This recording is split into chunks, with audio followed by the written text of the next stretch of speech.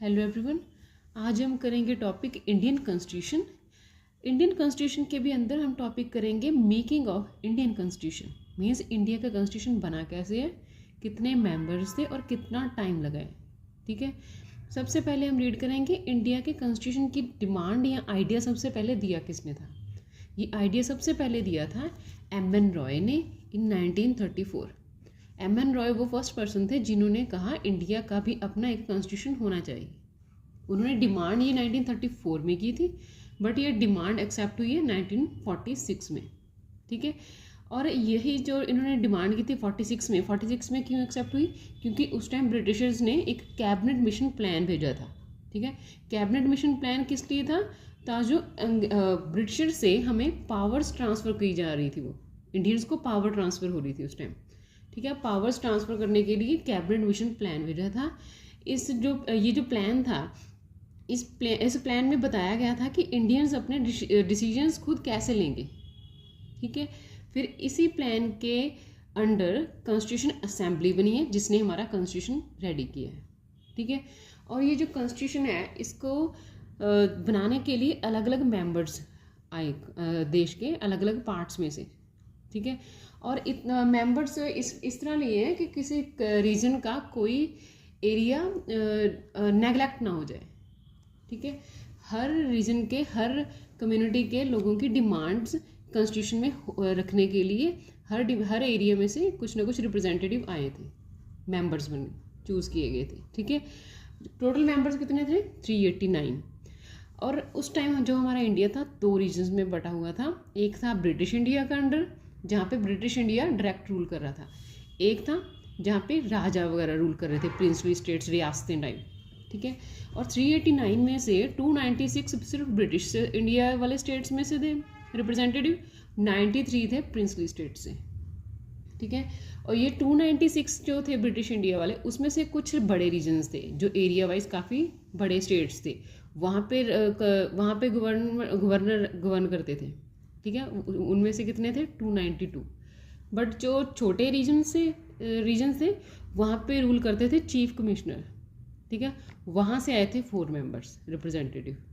ठीक है, ये रिप्रेजेंटेशन याद रखनी है। वैसे तो ये मेंबर्स जब कॉन्स्टिट्यूशन मीटिंग स्टार्ट हुई है तब ये मेंबर्स कम हो गए थे, बट ये चूज 389 किए थे। फर्स्ट मीटिंग कब हुई है कॉन्स्टिट्यूशन असेंबली की, फर्स्ट मीटिंग हुई है 9 दिसंबर 1946। ठीक है, जब कोई मीटिंग होती है तो वहाँ पे उस मीटिंग में कोई ना कोई हेड होना जरूरी है, कोई प्रिसाइड करना जरूरी है, कोई प्रेसिडेंट चाहिए होता है। ठीक है, बट वो फर्स्ट मीटिंग थी तब वहाँ पे कोई प्रेसिडेंट तो था नहीं, तो इसलिए वहाँ पे उन्होंने एक टेम्प्रेरी प्रेसिडेंट चूज़ किए थे, सच्चिदानंद सिन्हा। फिर 9 दिसंबर के बाद नेक्स्ट मीटिंग हुई 11 दिसंबर को, वहाँ पे उन्होंने एक परमानेंट प्रेसिडेंट चूज़ किए थे। ठीक है, वो थे डॉक्टर राजेंद्र प्रसाद, जो बाद में हमारे इंडिया के फर्स्ट प्रेसिडेंट भी बने। ठीक है, इंडिया का जो कॉन्स्टिट्यूशन है इसे बनने में टाइम कितना लगा है, 2 ईयर 11 मंथ 18 डेज। ठीक है, और इसमें जो असेंबली के सेशंस कितने हुए हैं, 11 सेशंस में हमारा कॉन्स्टिट्यूशन बना है। ठीक है, ये याद रखना है। फिर आगे कॉन्स्टिट्यूशन अडॉप्ट कब किया था, कॉन्स्टिट्यूशन अडॉप्ट किया था 26 नवंबर 1949 को। ठीक है, इस 26 नवंबर को हम आज भी कॉन्स्टिट्यूशन डे मनाते हैं। इस दिन अडॉप्ट किया था कॉन्स्टिट्यूशन। एनफोर्स्ड कब हुआ, मीन्स सारे इंडिया में एनफोर्स हो गया। ठीक है, कब हुआ, 26 जनवरी 1950 को। इस डे को हम मनाते हैं रिपब्लिक डे। ठीक है, और यहाँ पे याद रखना है जब कॉन्स्टिट्यूशन बन तो गया था 26 नवंबर को, बट हमने एनफोर्स कब किया, 26 जनवरी को। ठीक है, अब ये याद रखना है ये इन्होंने 26 जनवरी को ही चूज़ क्यों किया, जब बन 26 नवंबर को ही गया था। ये इसलिए चूज़ किया क्योंकि 31 दिसंबर 1929 को लाहौर का जो कांग्रेस का सेशन था वहाँ पे फर्स्ट टाइम पूर्ण स्वराज की डिमांड की गई थी। पूर्ण स्वराज डिमांड की थी मीन्स भी सिर्फ इंडिया में इंडियन लोग ही रूल करेंगे, इंडिया को पूरे तरीके से आज़ादी चाहिए। और उधर उन्होंने डिक्लेयर किया था उस INC सेशन में कि 26 जनवरी 1930 को हम इंडिपेंडेंस डे मनाएंगे। ठीक है, 26 जनवरी 1930 को, इसलिए वो 26 जनवरी को दिखाने के लिए उसको एक रिप्रेजेंट करने के लिए 26 जनवरी को ही चूज़ किया रिपब्लिक डे के लिए, ठीक है। और कॉन्स्टिट्यूशन के लिए कुछ कमेटीज़ चूज़ की हैं, इनके काम थे अलग अलग। उनमें से इंपॉर्टेंट कमेटीज़ थी union power committee, union constitution committee. ये 2 कमेटीज़ थी, इनको हैंडल कर रहे थे पंडित नेहरू, हेड कर रहे थे इनके, ठीक है। यूनियन पावर कमेटी का काम क्या था? यूनियन पावर कमेटी देखती थी कि सेंट्रल गवर्नमेंट के पास कौन सी पावर होगी, वो कंट्रोल कैसे करेगी। और यूनियन कॉन्स्टिट्यूशन कमेटी देख रही थी गवर्नमेंट की स्ट्रक्चर कैसी होगी, ठीक है, वो गवर्नमेंट रन कैसे करेगी, काम कैसे करेगी, ठीक है। ये दोनों कमेटीज पंडित नेहरू के अंडर थी। और वल्लभ भाई पटेल के अंडर थी प्रोविंस की, फंडामेंटल राइट्स की, माइनॉरिटी की और ट्राइबल्स की कमेटी, जिनमें इनके राइट्स थे कुछ, ठीक है। और 4th कमेटी थी rules of procedure committee. Rules of procedure committee थी डॉक्टर राजेंद्र प्रसाद के अंडर। ये कमेटी किस काम की थी? ये डिसाइड करती थी कॉन्स्टिट्यूशन असेंबली की मीटिंग्स और काम, ठीक है, कैसे मीटिंग्स होंगी, कैसे काम होंगे, वो सारे रूल्स ऑफ प्रोसीजर कमेटी के अंडर थे। और इम्पॉर्टेंट चीज़ पढ़ने वाली ये है कि कॉन्स्टिट्यूशन लिखा कैसे हुआ है, ठीक है। जो ओरिजिनल कॉन्स्टिट्यूशन है वो लिखा इंग्लिश में था। लिखा किसने था? प्रेम बिहारी रायजादा, ठीक है। और जो हिंदी में लिखा था वो लिखा है वसंत कृष्णन वैद्य, ठीक है। ये रिटन लैंग्वेज में लिखा है जिन्होंने, ये वो है, ठीक है। बट उसको डेकोरेट किया है जो जैसे प्रिंटेड होता है ना डिज़ाइन, आसपास डेकोरेशन की होती है, वो डेकोरेशन की थी नंदलाल बोस एंड राम मनोहर ने, ठीक है।